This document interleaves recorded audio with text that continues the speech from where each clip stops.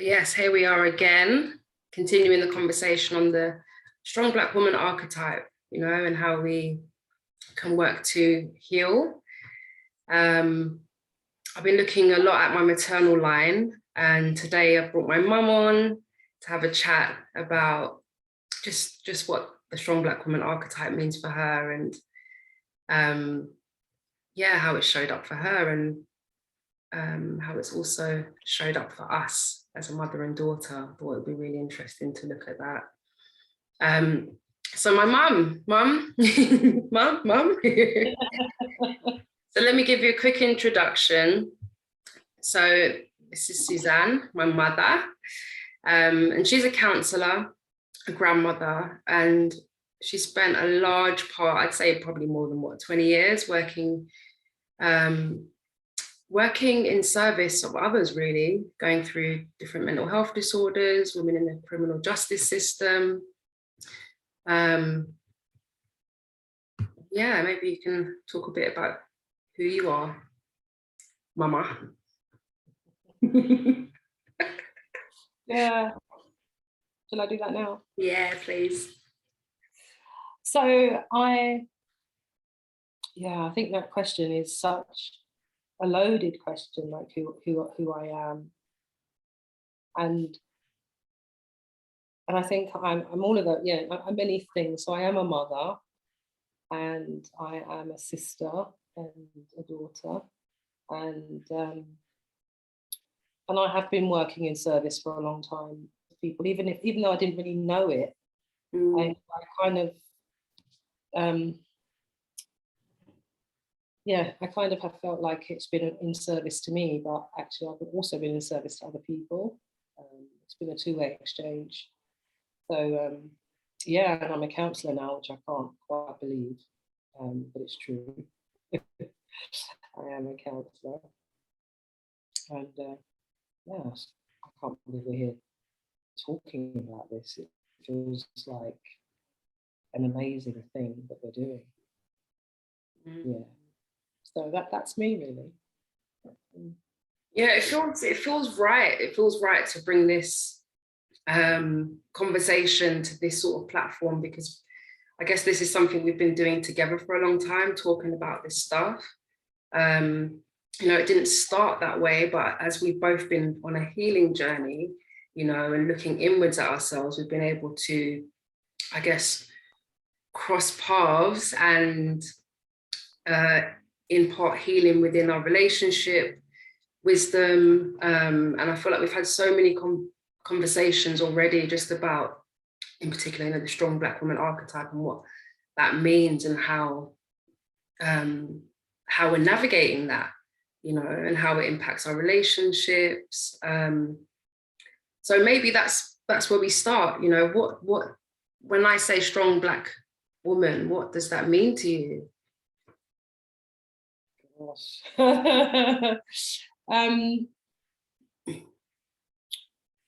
does it mean to me? I suppose what comes to mind is resilience, in a way. It's like, I think what I felt like I learned about being a strong Black woman was that being a strong Black woman was that you definitely didn't tell people about your business or anything that happens to you, that everything was private, and it was a strength to be able to keep that to yourself. It was a strength to be able to have all the complexities of family life and manage that pretty much on your own, and be seen to be doing that, and to not really have any needs, maybe not even to know what your needs are. So so when you say that, I think I've got two different ideas of what it means to be a strong Black woman now. That's not what it means to me now, but that's what I think I have been untangling myself from, is that idea. And how mentally feeling like you don't live up to that idea, how that really has hurt me also that felt like a double whammy. Not only was I supposed to be trying to do this, but then knowing that I wasn't actually living up to that. I felt like my needs were spilling out all over the place, you know, and I wasn't being as contained as I should be, and showing that I can cope with everything. In fact, I was dropping a lot of balls up along the way. You know, I wasn't holding on to all of my life. People were seeing the cracks. So that really hurt. So I'd never felt like a proper Black woman. You know, I never really felt like I was a proper Black woman. Wow. You know, so yeah, that's literally just come out of my mouth as I've said that.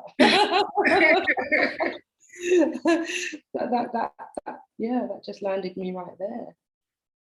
So yeah, I do understand that I am totally a Black woman and a strong Black woman now. But it's taken me many years to arrive here, and I'm still arriving. It's not like I've arrived somewhere and it's done. I'm still arriving and still untangling, you know. And so yeah, so therefore, how was I going to raise you to feel that you were a strong Black woman? I didn't have that. I didn't really have that true identity for myself. And also, you know, the whole, you know, being a strong Black woman, I don't know if this is just in the Black community, but the fact that our relationship is sort of stemming on a friendship also felt like, again, that was like me not quite being the boundaried Black woman who was like, you just, you know, our relationship is supposed to be so very like, I'm telling you what to do, and it doesn't come back. You know, it's just a one-way traffic, and our relationship is so not like that. And that's been, I've had to grow into that. I think you grew into that much quicker than me, accepting that was.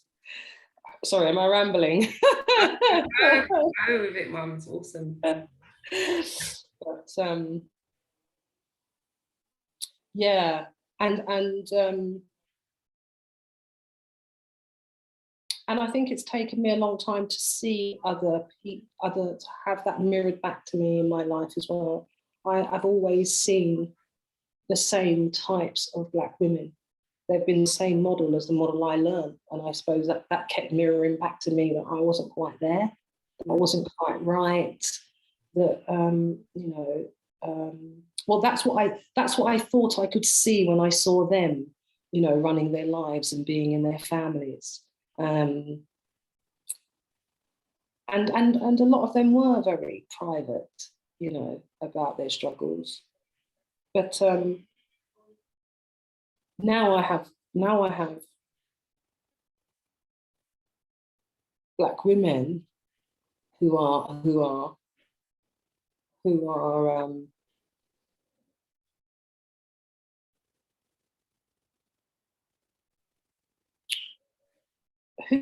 probably more of my generation.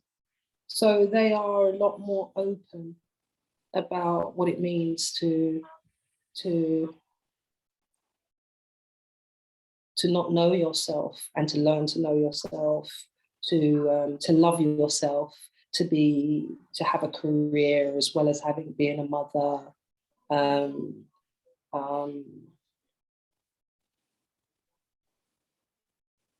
Yeah, having that sort of, yeah, learning to love yourself, literally learning to love yourself. I think I'm with women now who are women who want to love themselves, who love themselves, in fact, you know, and they're okay. We're okay loving each other as well, you know. I think I'm learning that as well. It's like learning to have love and receive love, and to let go of some of that. I don't need anything. I don't need anyone. You know, because that's really not true. Where do you think that comes from, that idea that we don't need anything? We don't need anyone. I think it comes from a very hurt place. I think it comes from I think it comes from a very wounded place in our history, in our historical lines, and the wounds have never been cleaned out, really. You know, they just keep getting passed on to somebody else, and someone else, and someone else. And I think that my mum, you know, I think my mum really, really was the epitome of that. Not needing and not showing that she needed. And when she ever did show that she was needed, quickly retracted from that if she didn't get what she needed. So it's like, you know, showing some of that vulnerability, but then if she didn't get that need met, then she would withdraw. And so, you know, I quickly learned that it really was not safe to show that you need anything. Either you don't get your needs met, or people hurt you. And I think that's the lie. I think that's the lie. You know, that's the lie that I definitely have worn for a long time, is that people let you down, people hurt you. You know, I think that I think with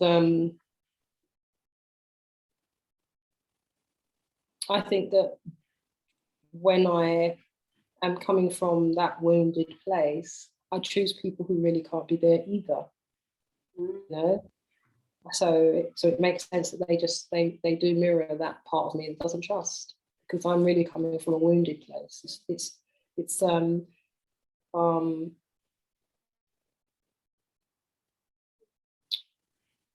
yeah, it's an unhealed place. And I do think that's where the message comes from, that there is no needs, you don't have any needs. And I know that the type of path that I took in my life, I can consciously remember thinking, this feels good because nobody is in here with me, it's just me. Oh, wow. You know? It's just me. And the work is in relation to others. It's the relational work. Yes. That's what we're doing. Yeah. That's what I'm doing, you know, with my husband, with you, with Tashan, my son, you know, and with my grandchildren. I'm doing the relational work. That's where the discomfort is. That's where the growth is. It's not in isolation. No. And I'm not saying there isn't a time for that, but I think that's where my ultimate default wants to be, is by myself. But yeah, it's about being with people. I think that's such a courageous thing, you know, to go where it's uncomfortable, to look at, like you said, the relational parts. I think I also am familiar with not needing, you know, and we've talked about that as well, you know, this strive for independence. And, you know, again, independence for me was about being strong, managing on my own, not asking for help, because that, you know, that was strength. That was what it means to be independent. And that's what I'm supposed to be. I'm a woman and a mother, and you know, but in untangling from that and looking at where I do need help, it's meant that I've needed to be uncomfortable with why that's hard. Yes. I've had to be uncomfortable because actually when I looked at that, it was shame. There was shame. Mm. You know, there was shame about needing help because I'm supposed to not need help. You know what I mean? I do. Yeah. Yeah, I do. And that word shame, you know, and that is so fundamental, I think. And I think we touched on this when we were talking, you know, not so long ago about shame being the thing. It's so potent. Yeah. Yeah, I think it's devastating, shame. It's crippling, it's devastating, it's really potent. And it feels like it's such a core thing, you know. It's such a core belief, shame, that and again, I think what you're saying is true. It's like, and then the only sort of remedy to that is to expose it and be uncomfortable, be in the discomfort of it, because it's not true, you know, and to see it shrink and get smaller as a result of facing how uncomfortable it is to do things. So, you know, to stand up and be seen. To be where you are. Yeah. Yeah. It's like it means that you have to accept that you are in a state of not really knowing. As you know, I think when I think about the shame that I connect with, it's because I think I should know and I don't. You don't. I have to be in a state of learning, like, you know, learning and discovering, and that is also vulnerability. Yes. You know, because I'm and you know, and because also the being the strong Black woman and it means having it all together. Yes. So I've got to then show that I don't have it all together. You know, that's like, gosh, how embarrassing. I've just had, you know, I've just been showing that I'm good. I'm good. And then not to be good, what will people think of me? Yeah, that's right. How will I be received? How can I see myself in this way? How can I allow myself to be witnessed? And that's part of the relational work too, you know, to allow yourself to be witnessed, you know, to be witnessed in your imperfection. Yeah. I think you're so right. Yeah. To be witnessed in your imperfection.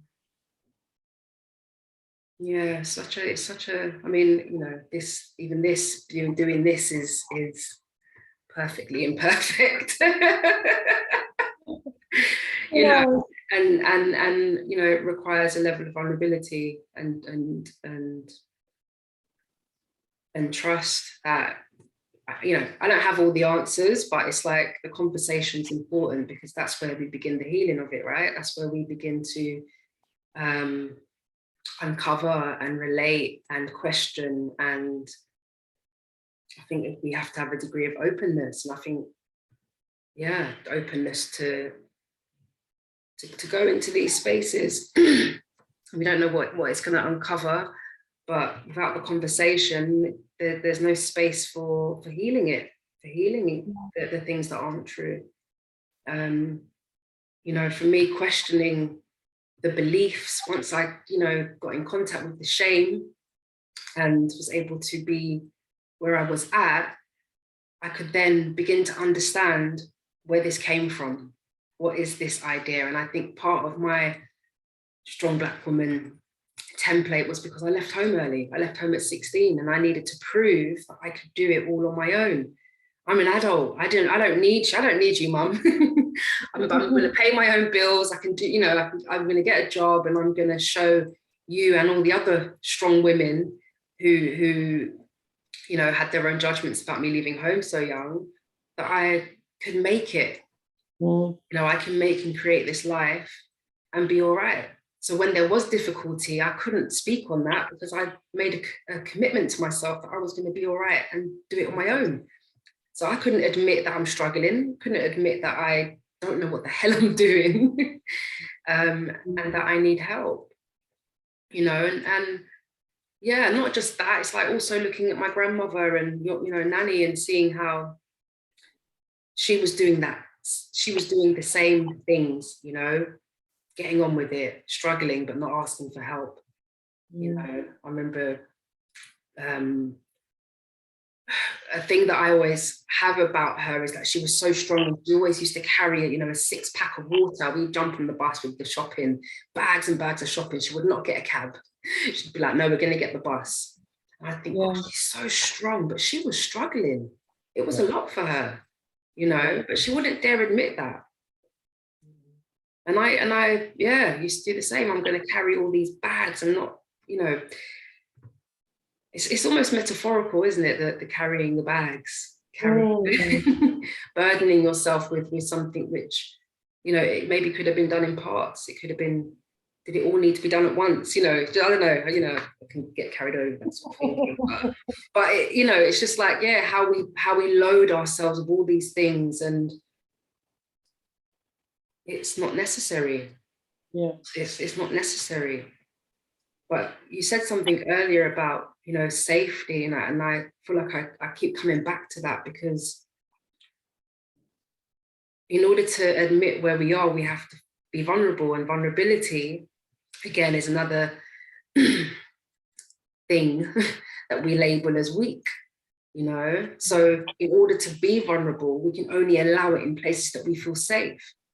Yeah. But how many spaces do we have that feel safe, that we can be vulnerable? We can show who we are. That's a good question. How do we begin? Go on. I was just going to say, where do we begin? But maybe, yeah, how did you begin that? How did you get to look at that? Well, I think I got help. I had to literally get help, because, you know, I think for me, I was avoiding, you know, the life path I took. I was sort of self-destructing and avoiding looking at it. So, you know, I felt like the opposite of Nanny in a way. Nanny was trying to, you know, up and proving that she can carry it all. And I was doing the same thing, but in the other respect. It's like, for me, I felt like I was avoiding dealing with anything. And my way of dealing with life was to just find escape. And so I had to get help. I had to literally decide that I couldn't do that. I couldn't do it anymore. The shame of who I was, you know, was so excruciating that I had to find a safe place by asking for help in the end. And it was saying, look, help me. I actually can't do this. I don't know how to do it. I don't know how to do life. So help me, you know. And I think that was the beginning of the journey of knowing exactly what you're saying, that I needed, I'm always going to need a place that I can actually be myself, or I can actually tell the truth about how ugly this is, or how shit this is. Yes. That I need somewhere that I can tell someone. And I think that is what I feel like most people have found, whether that's in their spiritual practices, whether it's counseling, treatment, you know, some kind of group therapy, somewhere that you can tell someone what the reality of this right now is for you. Yes. Because that is the safety for me. Yeah. And I haven't got that with everyone in my life, but I have to have that somewhere, you know, because I think that's the true freedom. I think you touched on it. That is the true freedom. Yes. This is what this is like for me right now. And the other side of that is the joy. You know, the other side of that is that this is amazing right now. It's amazing, man. I mean, I suppose that's not so hard to tell people. People are quite happy to hear that. Yeah. It's lovely stuff, you know. It's the ugly stuff that people sometimes can't handle. You know, it is how, you know, this journey of healing is not pretty, right? Doesn't look that pretty. No, and I think that's also true for our relationship. The ability to say this is not what's not working. And can we look at that, you know, because I feel like you know, the result of being able to do that has led us here, right? It's led us here, being able to talk about that and share our experiences in a much more loving and held way. But we had to go through the really ugly conversations, the painful conversations, you know, I think for me and you, it feels like intimacy, you know. I feel like we've birthed some intimacy between us. Absolutely. Talking about having those hard conversations. But I really, yeah, because it means I have got closer to you as a result of being with the difficult stuff that we've had between us, the difficult conversations. I've got to know you and got closer to you.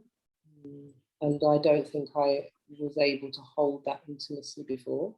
Those difficult conversations and times have meant that, you know, there's been some intimacy grown between us. Yeah. You know? Yeah. And for me, the joy. It's brought us to more joy, more joyful moments. That's true. I feel like I enjoy our relationship. You know, I enjoy it, and not to say we don't have difficulty, but the difficulty is a bit more comfortable. It's a bit more easier to be with, because I think we have the safety of the foundation of what we're building. You know, we have a new foundation. That foundation's been repaired, you know. Yes. And now we're building on it, because our relationship's evolving all the time as we change, as we grow, and our needs change. You know, what I was running from before is not the same. So my needs from our relationship have evolved, have changed. Yeah. You know, and I think that's the other side of asking for what we need. It's not always going to be the same needs that we have. And I think, again, I guess that requires a little bit of openness to change, you know. But in the communicating our needs, it can then be transformed. I agree. Yeah. And it is the communicating that, isn't it? It's the kind of, yeah, it's the owning and communicating. This is what I need. You know, the support, the care, you know, and it's interesting what you were saying as well about kind of leaving home at 16 and just deciding that this is what you're gonna, you know, you're gonna get on with it. And it's like, yeah. Again, it's like, not only are we sort of navigating this strong Black woman, but then there's this like, how do I then have a relationship with my daughter who's going through all of these different stages of life, knowing that they're all to be supported. You know, it's never that you're not supported, but it's like,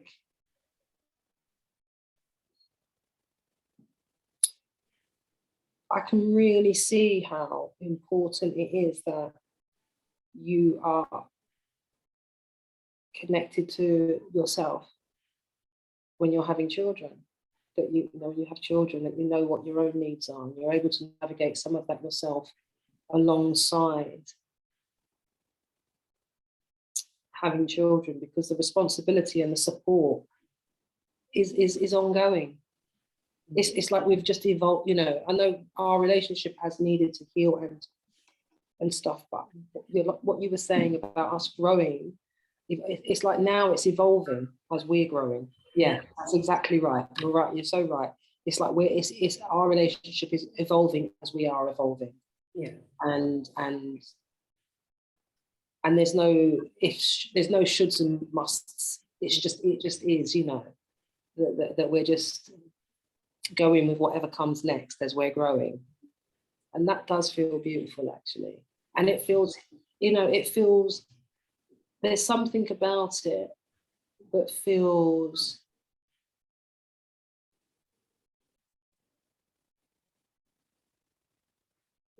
completely emotional right this minute. Because I think it's historic. I think it's emotional. I think it's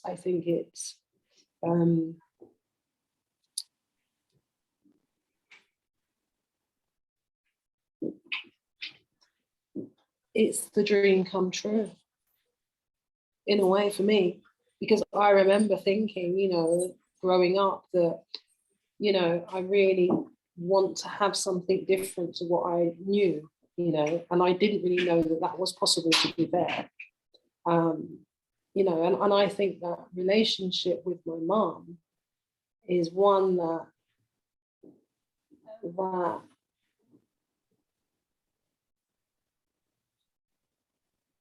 it's so special and significant to me that it's been the one that has needed a lot of attention in order for me to be different in my life. You know, is the loss or the wounds from not having that relationship. And I think that my relationship with you has repaired that. It's like been like a default in some ways. That my relationship with you has been a twofold healing, not only between us, but also healing that I could never be different. That belief that I was never going to be different. And I think that it has helped me with a lot of compassion for my own mum. Because of the complexities that our relationship has had and how much healing we've done, I really understand that you know, it was probably going to be really tough for her to have a really close and intimate relationship with me without any support. That was never going to happen, really, you know, because she really didn't have much of a relationship with herself. So how was she going to do that for me? Because I can see the work it takes for us to be where we are. We've had to share some common ground of wanting it to be this way. Yes. You know? Yeah. We both really wanted to be together. Otherwise, I don't think we would be. And I think that's, yeah, I think that's, you know, it's a painful journey. It's a lot of shedding and letting go. And I don't think my mum was able to do that. But I have been able to do that. Standing in the now. Yes. You've done it and continue to do it, Mum. And I love you so much. And you're right, it's a dream realized. You know, it really is. The relationship that I've always wanted, but didn't know what it really would look like. Yes. Also releasing the ideas of what it's supposed to be, you know, and coming to what's true for us. Yes. You know, you have helped me with that a lot. You have helped me with that a lot, because you are very good at that. Let's be what we are rather than, you know, what I think we should be. Yeah, you've helped me a lot with that. Yeah. Yeah. And that is so right. Yeah, I'm grateful, really grateful. And I think you're right about the willingness to want the same, you know, to the willingness to want the same and be open to growing, because like you said, without that we couldn't be here. couldn't be here. Yeah, and it's unknown, you know, we don't know what we didn't know what it was going to be. We just did the best we could. Yeah. Yeah. And I think that commitment to be honest with ourselves first has been key. I think you're so right. Yeah. And I you know, I recognize that the healing journey is ongoing. You know, I'm learning things about myself all the time. You know, my mum also, she never remarried or anything. You know, she decided that she wasn't never going to have another relationship ever again. She died as a single woman, really. She didn't enter back into another relationship. I don't think she could ever trust again. You know. And again, that's for me, it's like, I don't want to live in that legacy of not trusting myself and not trusting others. You know, I'm married and in another relationship, and I'm, you know, again, just working through that legacy. Because it does translate into the relationship. You know, a heterosexual relationship that I'm in with the strong black woman. Comes up here, you know. Yeah. And there's a whole nother learning there as well in relation to the opposite sex. Yeah. Yeah. And how I navigate that relationship with my voice, with my body, with my mind, you know, and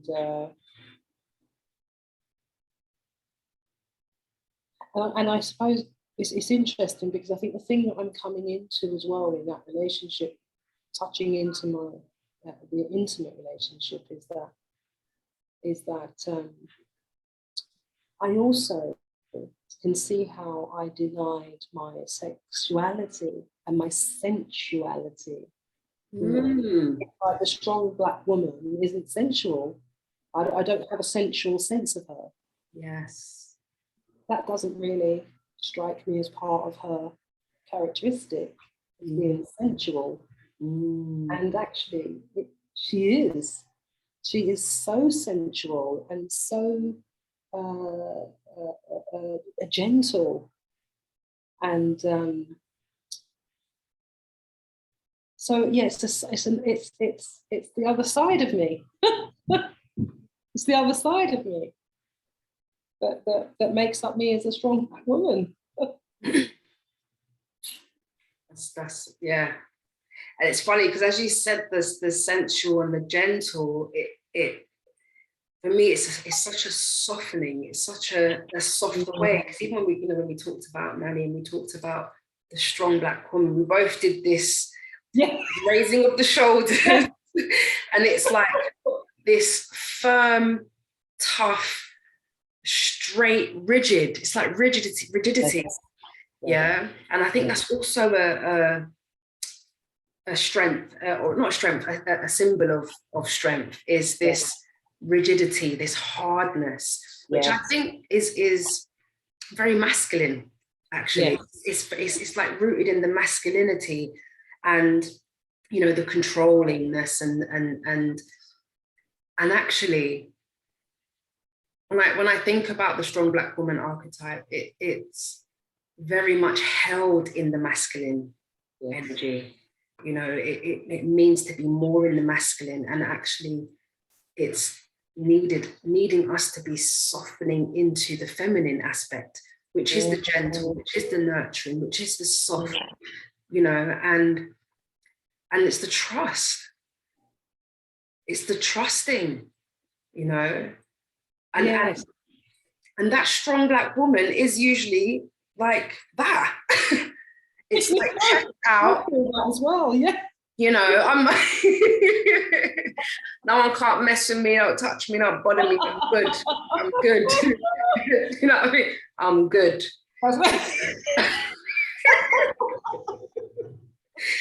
Oh, right.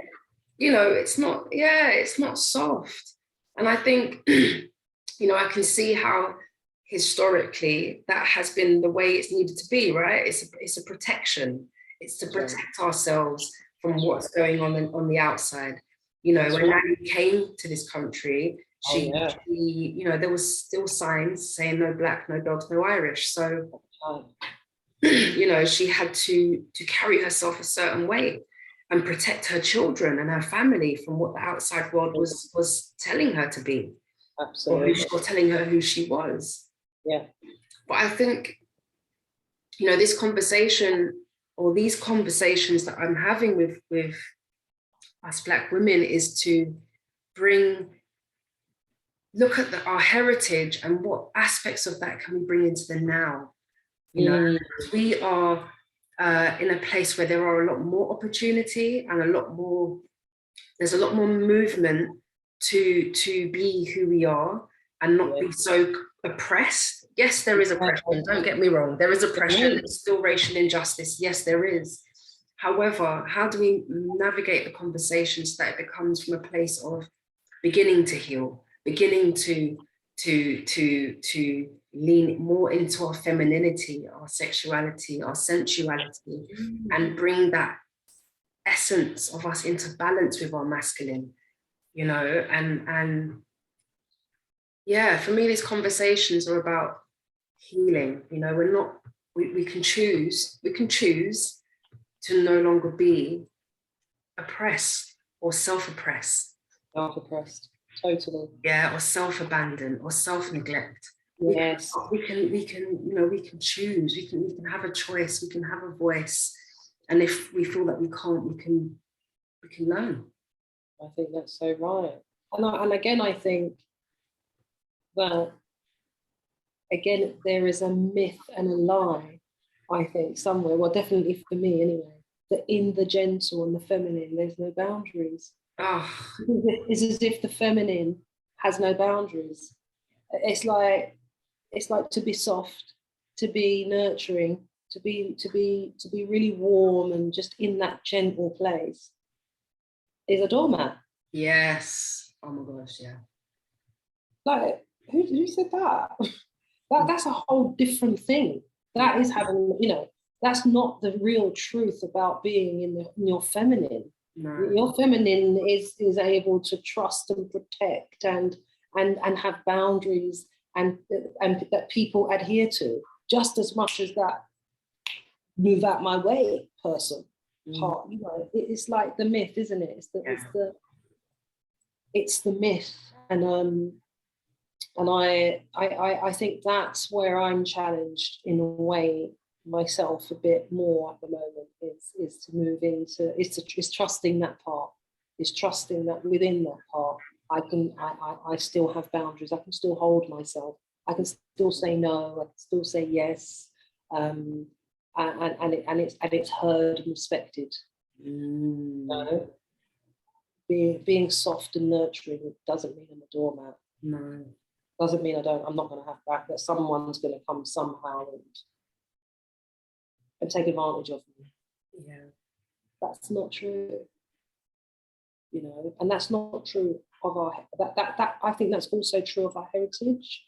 Some of our lineage is that's what happened. Yeah. You know, like you said, you know, there was no, you can't be vulnerable. Vulnerability was like, you just get preyed upon, probably killed, probably literally killed. Yeah. We're not doing that. There's no one, you know, I'm not set yet, exactly what you said, you know. It's like the internalized oppression on ourselves is really, yes, it needs it can do with picking apart and letting go of, moving away from, you know. And I think this is the beauty of relational. This is what I say about people want, you know, my default is to just be with myself. But the healing is in the relational. It's being with others. Others need me as much as I need them. Yes. You know? They need me to mirror, to look, to see. I need that mirror. They need me as mirror too.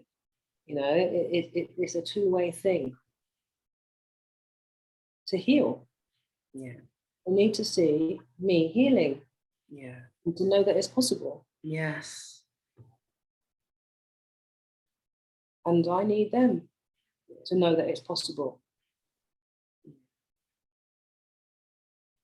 Yeah. And to give it away. Like what we're doing now, you know, like giving it away. It's like giving away what we've been doing and where we are is so important. So healing for me as well. You know. Definitely. I'm so proud of you, Cherise. I'm so proud of you for doing this and for all of, oh my gosh, you're just a beautiful woman. What a beautiful woman you have grown into. So proud of you. Thank you. So proud of you. Raising my beautiful grandchildren. You know, just awesome. Thank you, Mama. Thank you. Thank you for choosing me.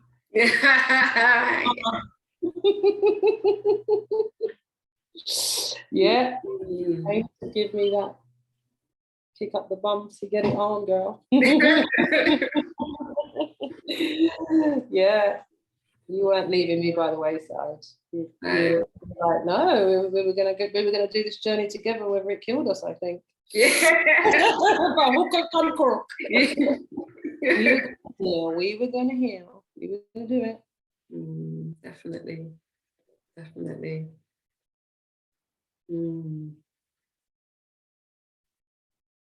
Yeah. Just wanted to quickly go back on what you were saying about boundaries, you know, and I think, you know, after we've started to look at allowing ourselves to be vulnerable, asking for help, asking for our needs to be met,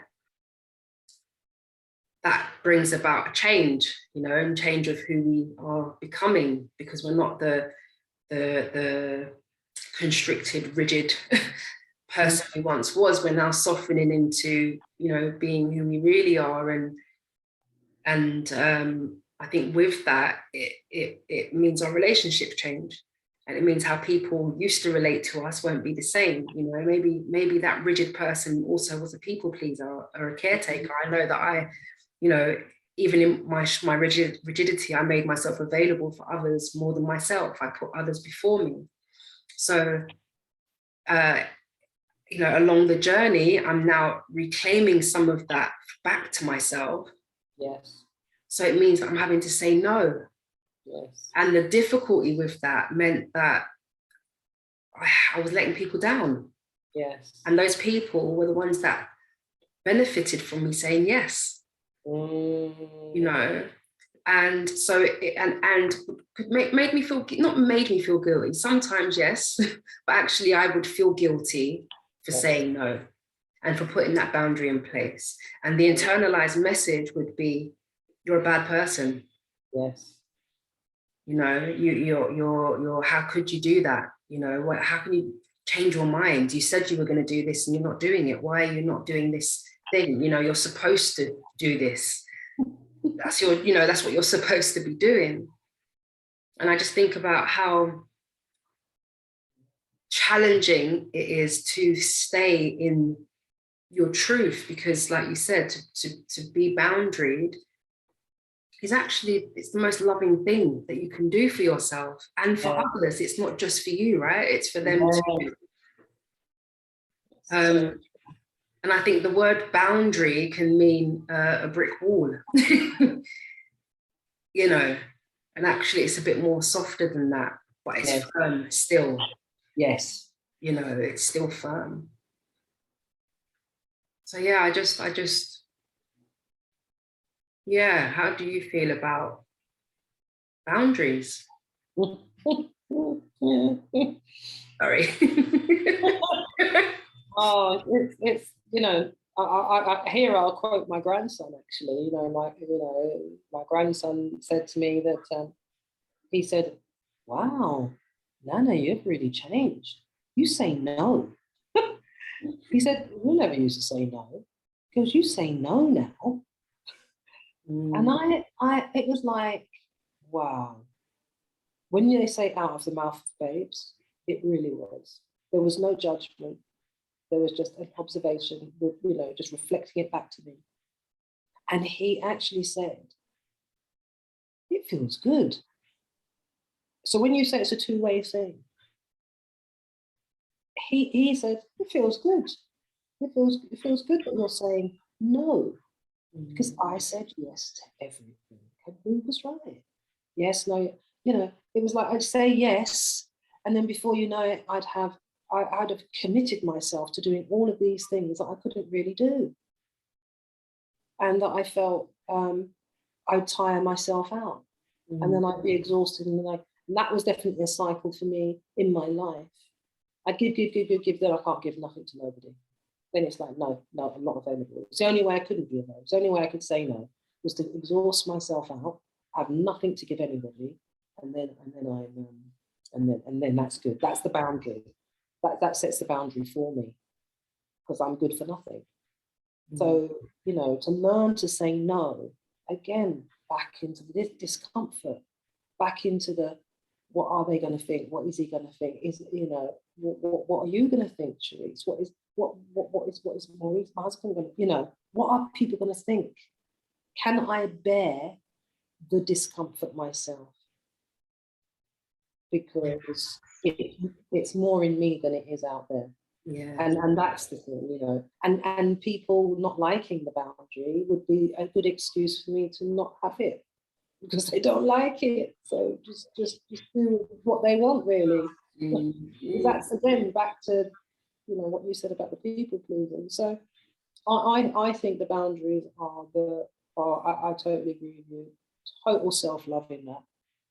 When we talk about setting boundaries with other people, it's absolute unadulterated self-love, you know, is saying no and being in my authenticity of no, you know, as well as saying yes. Yeah. As well as, you know, allowing myself to have things, you know, is the other side of that. But, and that's again, that's a big work in progress for me. You know, we were talking earlier about changing your mind, you know, and even the other day, something I did the other day, it's like, you can change. No, I don't think I really can. I really, really believed, you know, in that moment, it felt really scary. It was really scary to think that the possibility of this person being not happy with me, you know, it's like, that's what it was. It was like it felt like, it felt really scary. That this person wasn't going to be happy. And at that point, it's like I didn't feel like I could close my eyes and sacrifice that relationship or damage it in any way. You know? And here I am, you know, having not set that boundary, I'm still having to have the conversation because I'm committed to myself, really. I'm committed to this journey of loving myself. I'm really committed to it. And that means that sometimes when I don't do things, I have to be very forgiving of myself, but I know that they don't go away. Opportunities to set boundaries come back again and again. If I make myself less important, then I get another opportunity to redo that, you know. And here it is. So true. And I've learned, you know, that I can have, I can be in my vulnerability to do that. I don't have to be in my aggression and my masculine, as you were saying. You know, I can be in my vulnerability to set boundaries also. It's all right. I think sometimes people can receive them even better. Yes. When there's some softness and some warmth and some care. Because I do care. Not that I don't care. I don't have to pretend that I don't care. I do care. But I care about myself more. And that needs to be all right. Yeah. And I think that's it, isn't it? I do care. But I do care about myself more. Yeah. Yeah. Equally, maybe not, equally. I love that you said that you can be in your vulnerability and set those boundaries. I think, and initially when I was practicing setting boundaries, I realized that I needed to be in that aggressive place. I needed to be angry because I was burnt out or burnt out or sick or yeah. To be able to say no, it's like, You do. it was easier. It was easier because it felt like it justified. It then would be justified to the other person. Oh, okay, yeah, because they're not feeling well, or because they're angry or upset. Yeah, better listen. Do you know what I mean? And actually, you're right about it being soft, but also it is a practice, and there are going to constantly be opportunities for you to practice that. And what I've found is that those opportunities come from the people I love and care about the most. Yeah. And as you was talking, I was thinking about, I'm going to mention it because it was just so funny. When you was at my house and I had some drink in the cupboard. That's a good one. That's such a good one. And basically, I can't remember what it was. It was rum. That's what it was. Yeah. It was rum, and there was a little bit left in the bottle, which I was saving for my altar. And he was like, "Oh, let's have a bit of that. Can you ask for some, right?" And I was like, "No, I'm saving it for my altar." And what was funny for me is when you said you reflected it back to me. I was being very boundaried or something like that. Do you remember? Yes. And I just remember bypassing all of the feelings around it because it felt like I felt like I could say no, obviously, because I said it, which was again a practice for me to be able to do that, to you, Mum. How dare I say no to you? Do you know what I mean? I should say yes, Mum. Anything you want, Mum, no problem. And it's from my altar. No one's even going to drink it. It's like, how dare I? But when you said to me you was being very boundaried, I set the boundary and forgot about it because it was still a bit uncomfortable to sit with. I just set a boundary with my mum. I've just said no, and it was justified, and I was, right for being in my no. But there was something that I realized was like, it was a few days later that you mentioned it to me, and I was like, oh, did I? Oh, did I say no? Oh, I kind of quickly, erased that memory. I quickly passed over that experience. But actually, it's really powerful for me to acknowledge, that I wasn't being rude, I wasn't being disrespectful, because that comes up, if I set my boundary, how am I carrying myself? And especially, and I think this is a cultural thing when it comes to your elders, your mother, your auntie, your uncle, your grandmother, granddad, your elder, how you maneuver, how you speak, what you can say, what you can't say. And again, I think that shows where we are, and how we was able to have a laugh at that, actually, but also how you honored me for that, really, respected that I did that. And that also witnessed me and validated me too in my boundary setting, and I think I didn't realize that I needed that okay too, even though I knew that it was right for me. It was still nice to be acknowledged, to be witnessed, to be honored by you. Yeah, good. Yeah. Yeah. It was noticeable. It was so noticeable. I can't have none of her rum. It did nip me a little bit. Good on Cherise. Keeping her rum for herself. I know. Yeah. Sweet, really. It was sweet, really. It was a little bittersweet. Yeah.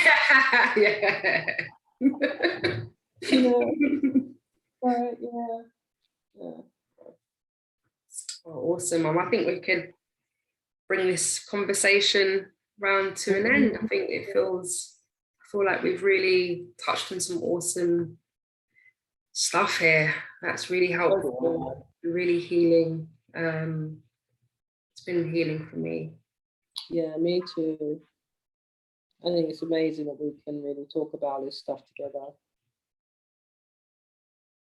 Yeah, I think it is healing. Yeah. Yeah, it's lovely. Thank you for the opportunity. It's been lovely. It's so nice. I think I'll ruminate later on it, because I feel like it's yeah, it's deeper than just now. Yeah. Yeah. Yeah. Yeah. Yeah. Love you. Thank you. Honouring you, Mama. Thank you, Cherise. Love you. Love you too. Have a good rest of your day. Thank you.